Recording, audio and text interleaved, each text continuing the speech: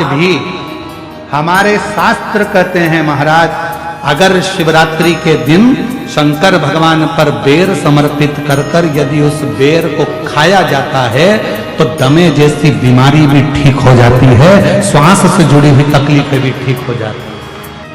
जिस व्यक्ति को चलने में हांपड़ी भराती है, थोड़ी दूर चलकर बहुत तेज हांपने लगता है, उसके दम भराने लगता है, सांस फूलने लगती है और उसको 10 जगह पर बैठना पड़ता है। किसी से बात करते करते उसको दम भरा जाती है, ठंड का समय है उसको दम भरा जाती है, सांस भरा जाती है, बोल नहीं पाता है, उसको बार बार उसके लंग्स इन्फेक्शन होने लगते हैं। उस व्यक्ति को शिवरात्रि के दिन शंकर भगवान पर एक बेर चढ़ाकर उस बेर को अवश्य खाना चाहिए। तो वो फेफड़े की बीमारी हो, लंग्स की बीमारी हो, चाहे कैसा भी हमारा दमा भरा ना हो, वो ठीक हो जाता है। एक बेर जो मेरे भगवान राम जी को शबरी ने दिया वो बेर साधारण नहीं था, जो माँ पार्वती जी ने शंकर जी को समर्पित किया वो बेर साधारण नहीं था, जो माँ सती जब भगवान शंकर के साथ में कुंभज ऋषि के आश्रम में कथा श्रवण करने के लिए गई और बाबा कुंभज बाबा के आंगन में से एक बेर उनकी आज्ञा से तोड़कर शिव को समर्पित करती हैं और शंकर भगवान को श्री राम जी का दर्शन हो जाता है, वो बेर साधारण नहीं था। हर महीने की जो शिवरात्रि आती है, मासिक शिवरात्रि जो आती है, आप 12 महीने का नियम बनाओ कि मैं 12 महीने की शिवरात्रि का व्रत करूं ना करूं। मैं शंकर के मंदिर में 12 महीने जो शिवरात्रि आती है उस शिवरात्रि का नियम लेती हूं कि शिवरात्रि के दिन मैं दिया लगाने 3 जगह पर जाऊंगी। पहला, बोलते जाओ जम के, बेलपत्री के नीचे। दूसरा, शंकर भगवान के मंदिर में या शिव मंदिर की चौखट पर। तीसरा, आंवले के वृक्ष के नीचे। ये 3 जगह पर आप प्रणाम कर कर, झोली पसार कर बाबा देवाधिदेव महादेव, माता लक्ष्मी और पार्वती के नाम से दिया लगाना प्रारंभ कर दीजिए। 3 महीने की शिवरात्रि पूरी हो, ये निश्चित है अगला पत्र आपका इस जगह पर मिलेगा कि बाबा ने मेरा ये कार्य किया। एक पारी का फूल ऐसा होता है, अगर शिवजी पर चढ़ाया जाता है और सोमवार की अष्टमी या प्रदोष या शिवरात्रि पर अगर समर्पित किया जाता है तो उससे हमारे को बल प्राप्त होता है। जैसे बच्चे हार जाते हैं, अब मेरी नौकरी नहीं लग रही, अब मैं पास नहीं हो रहा, मेरा सीए क्लियर नहीं हो रहा, मेरा इंजीनियर क्लियर नहीं हो रहा, मेरी डॉक्टरी क्लियर नहीं हो रही, मेरे मेडिकल नहीं हो रहा, हारते हैं, उनको वो बल देता। पारिजात का फूल शिव को चढ़ाने वो बल प्रदान करता। काशी में एक जगेश्वर महादेव है, जगेश्वर महादेव काशी में विराजमान। कभी आप लोगों में से कोई गया होगा, स्मरण रखिए, काशी अगर कोई गया। एक होता है शमी का पौधा, एक होता है मंदार का पौधा। मंदार जानते हो सब लोग? बोलो तो जम के। सफेद आंकड़ा भी उसको बोलते हैं, मंदार भी उसको बोलते हैं। मंदार का पौधा और एक होता है शमी का। कहते हैं जिस व्यक्ति की जिंदगी में केवल घाटा ही घाटा लिखा हो, दुख ही दुख लिखा हो और कई साल हो गए हों किराए के मकान में रहते हुए या तकलीफ को भोगते भोगते, परिवार में कहीं सुख है ही नहीं, 2 पौधे को याद रखना। और दोनों पौधे की कथा हमने पूर्व में सुना चुके, मंदार और शमी। दोनों की कथा सुनाइए कि ये कौन? दुख ही दुख लिखा, कष्ट ही कष्ट लिखा, परेशानी परेशानी लिखी। तो मंदार और शमी ये 2 पौधे ऐसे हैं जो जीवन में सुख प्रदान करते हैं। एक नियम बना लो, 12 महीने शिवरात्रि आती है, हर महीने शिवरात्रि पड़ती है, महीने में 2 बार प्रदोष पड़ती है। या तो प्रदोष का नियम बनाओ या शिवरात्रि का नियम बनाओ। एक काम करना चालू करो, थोड़ी सी मिट्टी शमी के पेड़ के नीचे की और थोड़ी सी मिट्टी मंदार के पौधे के नीचे की, दोनों को लाओ, अच्छा मिलाकर उसका एक शिवलिंग का निर्माण करो और उस शिवलिंग का पूजन प्रदोष काल में शाम के समय शिवलिंग के सामने 2 घी के दिए जलाकर, जैसी घर में पूजन करते हो वैसी की वैसी पूजन करो, आरती करो, थोड़ा सा भोग लगाकर निवेदन कर कर उस शिवलिंग का बाद में विसर्जन करो। 5 या 7 प्रदोष कर लो या 5 या 7 शिवरात्रि कर लो, आपको किसी के आगे हाथ नहीं फैलाना पड़ेगा।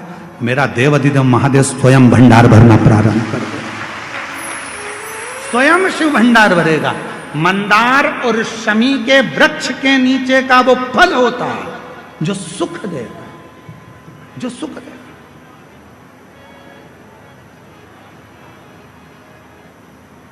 जो हमें आनंद प्रदान करता है।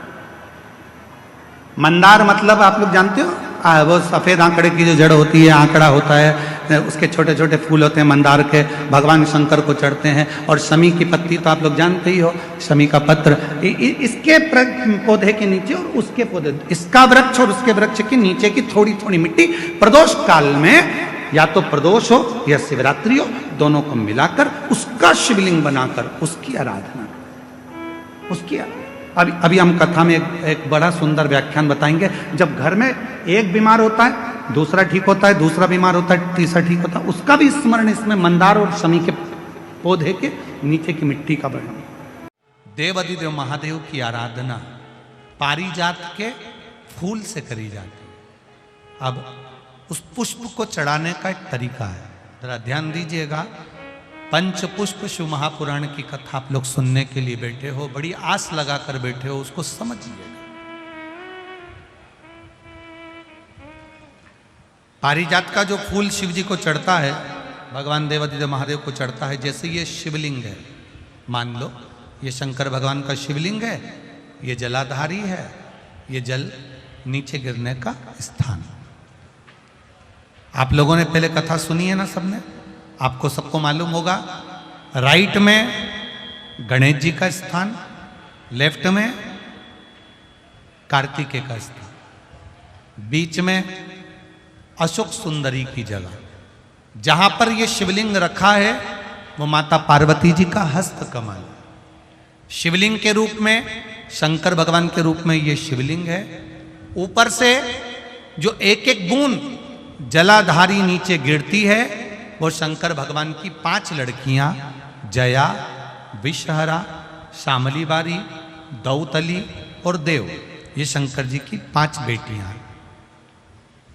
वंश वृद्धि के लिए, कार्य सिद्धि के लिए, वैभव प्राप्ति के लिए, या अपने हृदय की सुख समृद्धि के लिए, संतान प्राप्ति के लिए पारिजात हार श्रृंगार के फूल की शिव जी को आराधना होती है। हार श्रृंगार का जो पुष्प होता है, अशोक सुंदरी वाली जगह पर हम पारिजात के पुष्प को समर्पित करते हैं। उसकी डंडी का जो मुख है वो शिवलिंग की ओर होता है जब अपन अशोक सुंदरी पर चढ़ाते हैं, और फूल का मुख इधर होता है। वापिस उसी पारिजात के पुष्प को उठाकर हम माता पार्वती जी के हस्त कमल पर, जो गोल हस्त कमल है, वहां समर्पित करते हैं।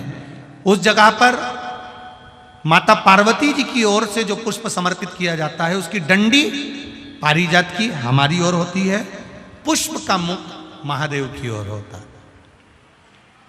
तीसरी जगह जब हम पारिजात के पुष्प को अशोक सुंदरी पे से उठाकर जगत जननी के हस्त कमल पर रखते हैं, हस्त कमल पे से उठाकर देवाधिदेव महादेव के शिवलिंग पर रखते हैं, उस समय पर पारिजात के पुष्प की डंडी शिवलिंग के ऊपर होती है और फूल का मुख अपनी ओर होता है। इस जगह पर पारिजात के पुष्प की डंडी के केसर से ही महादेव को त्रिपुंड लगाया जाता है और महादेव से प्रार्थना करी जाती है। दिखावा नहीं करना है, केवल 5 वृक्ष की पत्ती को, कितने वृक्ष, बस 5 वृक्ष की पत्ती और एक श्वेत पुष्प, सफेद कलर का पुष्प अशोक सुंदरी वाली जगह पर लगाकर देवाधिदेव महादेव को सोमवार की अष्टमी के दिन जो चढ़ा देता है, बस निर्मलेश्वर महादेव का नाम लेकर जब चढ़ाया तो कार्य सफलता की ओर अग्रसर हो। वो निर्मलेश्वर महादेव,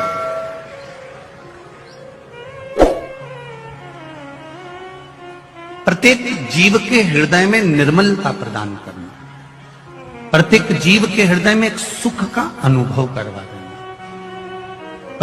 स्कंद पुराण में वर्णन मिलता है कि किसी भी देवता को अगर प्रसन्न करना है, भगवान नारायण को प्रसन्न करना है, ब्रह्मा जी को प्रसन्न करना है, इंद्र को प्रसन्न करना है, तो बहुत तप साधना व्रत करना पड़ेगा, तब जाकर ये सब बहुत तप साधना के बाद प्रकट होते हैं। पर शंकर भगवान को यदि प्रसन्न करना है और उनको प्रकट करना है, बहुत व्रत साधना की जरूरत नहीं पड़ती।